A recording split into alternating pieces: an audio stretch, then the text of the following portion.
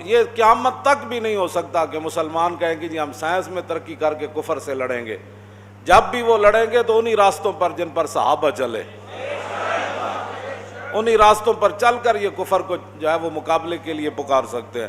بھائی یوم تکبیر ہم بھی کہتے ہیں یوم تکبیر, لیکن اس یوم تکبیر کا ملت کو کیا فائدہ ہوا؟ کشمیر تو پھر وہیں کھڑا ہے, چلا دو.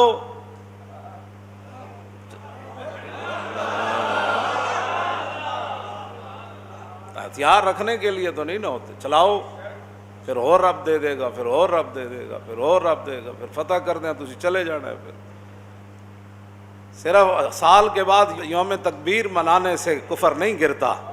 کفر اس وقت گرتا ہے جب 3000 بندہ کھڑا ہو, 200 گھوڑے ان کے پاس ہوں, اور ہر بندہ مسلح ہو کر آیا ہو, عورتیں ناچنے والی وہاں کھڑی ہوں, ان کو جو ہے وہ ابھار رہی ہوں, اور ادھر تہ بند باندھا ہوا ہو, تو فرماؤ ادھر آ.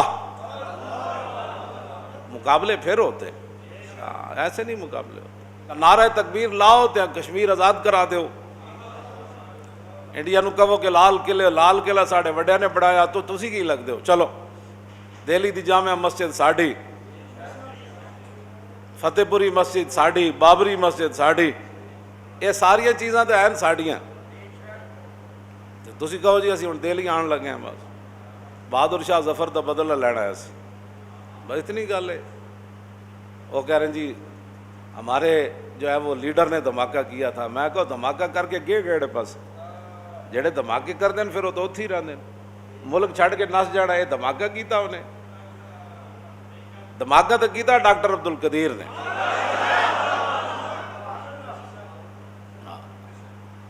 سارے جناب اخبار تے لکھے جی کیک کٹے جا رہا. میں آگے دھماکے نہ کیک نہیں کٹے جاتے, دھماکے نہ سینہ تان کے دشمن کے سامنے کھڑا ہوا ہے, مڑ کے چھری پھر کیک ہوتے, مڑ کے ہوتے جناب کیک کٹ کے کھاؤ. جی کی ہویا جناب اسی ایٹم بم بنایا. پھر کشمیر آ گیا, کہندے نہیں آیا. کہندے بیت المقدس فتح ہویا, کہندے نہیں ہویا. کہندے شام وچ کوئی امن ہویا, کہندے نہیں ہویا. رمضان وچ بھی جنگاں ہوئیاں, شوال وچ بھی ہوئیاں, ربیع الاول شریف وچ بھی ہوئیاں, لیکن وہ جنگاں بیان کون کرے؟ کافر کی موت سے بھی لرزتا ہو جس کا دل, کون کہتا ہے اسے مسلمان کی موت مر. اقبال کہندا جڑا کافر دی موت کرونا کول جدا انج ہویا ہوئے, وہ کافر دے سامنے انج ہونا ہے. یہ نہیں ہونا. یہ بیان اساں ہی کرنیاں. آل بیت دے گھر کیویں پڑھایا جاندا سی جی, یہ بھی گل میں کر جاواں. امام زین العابدین فرما دین اللہ قال حدثنی ابی موسی الکاظم عن ابی جعفر الصادق عن ابی محمد الباقر عن ابی زین العابدین عن ابی الحسین عن ابی علی ابن ابی طالب قال حدثنی حبیبی وقرۃ عینی. یہ سارے اہل بیت اہم اہل بیت دے نال. امام زین العابدین فرماندے ہیں ساڈے گھر یعنی امام حسین دے گھر رضی اللہ تعالی, فرمایا ساڈے گھر حضور دے غزوات انج پڑھائے جاندے سن جویں قرآن پڑھایا جاندا سی.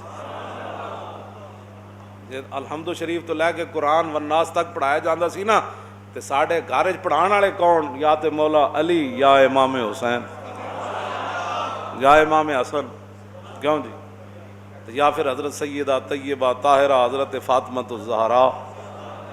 حضور دے غزوات ساڈے گھر وچ انج پڑھائے جاندے سی. تے شاید ہی مسلمانوں دے بچے نوں بدر تو علاوہ کوئی نہ یاد ہو. تے گلاں تسی کردے ہو جی ہم بڑے اہل بیت سے محبت کرتے ہیں, صحابہ سے بڑی محبت کرتے ہیں. تے انشاءاللہ انہاں غزوات دی برکت نال ہی پاکستان دنیا تے چھانا ہے. جا اصل تے اللہ دی طاقت نال ہی ہونا ہے نا. ہاں جی. میجر امیر افضل کی کہندا ہے, انہیں پاکستان کتاب وچ لکھیا بھائی BRB نہر 1965 دی جنگ وچ ساڈے کو ایک گولی بھی نہیں رہی. میں یہی کہنا بھائی گولیاں نال نہیں لڑیا جا. کہندا پورا برگیڈ سی انڈیا دا BRB نہر ہوتے.